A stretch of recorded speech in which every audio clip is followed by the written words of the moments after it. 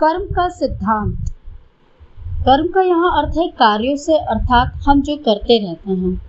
विशेष तौर से भारत में ये मान्यता बहुत जोरों से है कि आप जैसे कर्म या कार्य करेंगे तो उसका फल अवश्य आपको मिलेगा। यदि इस जन्म में नहीं तो अगले जन्मों में कभी न कभी आपको किए कर्मों का फल मिलेगा ही, इससे आप बच नहीं सकते।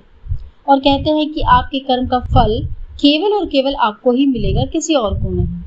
कोई कहता है कि ये कर्म फल की व्यवस्था ईश्वर करता है और कोई कहता है कि प्रकृति में ये प्रक्रिया निहित है। कहते हैं कि मनुष्य कर्म करने में स्वतंत्र है लेकिन उसके फल के लिए परतंत्र है, अर्थात फल के लिए ईश्वर पर या प्रकृति पर निर्भर करते हैं। आओ इस पर चिंतन मनन करते हैं कि क्या कर्म का कोई इस प्रकार का सिद्धांत अस्तित्व में विद्यमान है। मेरी खोज के अनुसार मैंने इस संसार में कोई इस प्रकार का कर्म का सिद्धांत नहीं पाया। हम सभी सुखी होने के लिए ही सारे कार्य या कर्म अपने जीवन में करते हैं।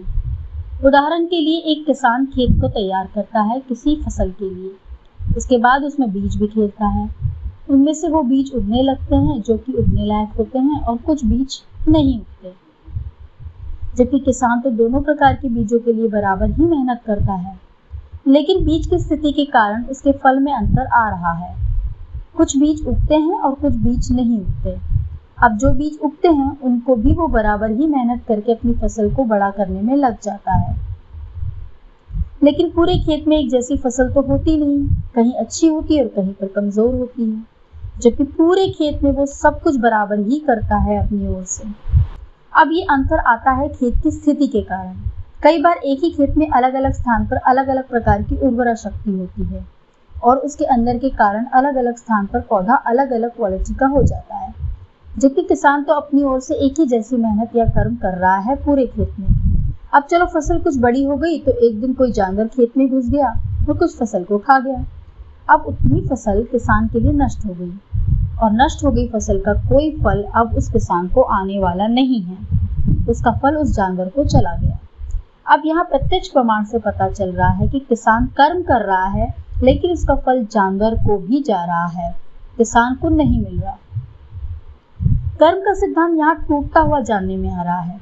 अब और आगे चलते हैं कि यदि कोई सूखा या बाढ़ आ गई तो उसके कर्म का कोई फल किसी को नहीं मिलता, ना किसान को और ना किसी को और ना मनुष्य को या किसी जीव को, वो पूरा का पूरा नष्ट हो जाता है।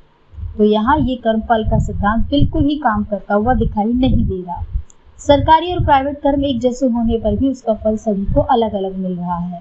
जैसे कि विद्यालय में एक ही कक्षा में एक ही विषय को यदि ठेके पर कोई अध्यापक पढ़ा रहा है तो उसको बहुत ही कम वेतन मिलता है, जबकि उसी पद पर सरकारी अध्यापक को बहुत अधिक वेतन मिलता है।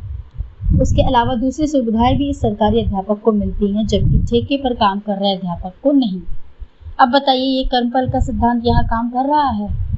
और कितने ही लोग बिना वेतन के भी पढ़ाते हैं, उनको तो कोई भी वेतन नहीं मिलता। यहाँ भी ये सिद्धांत काम नहीं कर रहा है। और ये कर्मफल सिद्धांत के पक्षकर ये भी नहीं बताते कि किस कर्म का ये फल आएगा। इससे भी ये सिद्ध होता है कि कर्मफल का सिद्धांत केवल और केवल मनुष्य की ऐसी कल्पना है जो कि कभी भी किसी के द्वारा सिद्ध नहीं की गई। धन्यवाद।